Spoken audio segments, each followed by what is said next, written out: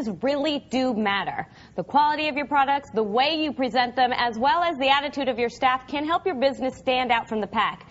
So here with some key advice on how to make your company thrive is Bob Phibbs.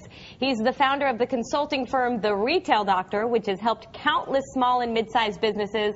And he's also the author of the book, You Can Compete, Double Sales Without Discounting. Hi there, Bob. Hi, JJ. So you brought a cake for me today. I did. Would you like some cake? I think I would, of and course. It's a dark chocolate cake. Did I mention that this has got buttercream frosting, and it is made with deluxe German chocolate. You've sold it? Okay. It's also got this beautiful filling to it, which is made with fresh whipped cream.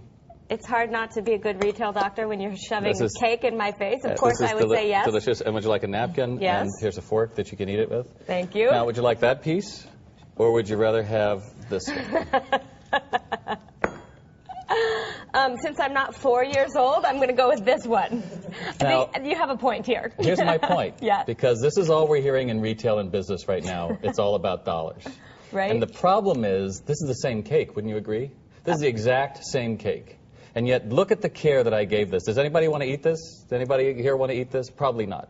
Because if all you can say, the reason why I'm great is this $20 bill, then you're dead. Because when this guy next to you decides to lower his price by $5, you lost the competitive edge. I didn't even see that there was a $20 bill in here. That's So what basically, I mean, as we said, like, appearance is everything. So presentation actually counts. Because the magic is gone. And number two is to realize that you've got to give care with it, just like I did with that napkin and that fork. Everybody that touches a customer has to give care to it. So that means when they call on the phone, they've got to give it the same care as the person on the sales floor, to accounts receivable, even to your installer delivery guy, because that is the care that says this is worth the premium money. What's nice about this, too, is that doesn't have to be expensive. You know, good customer service doesn't necessarily have to be expensive. And then when you talk about explaining your process.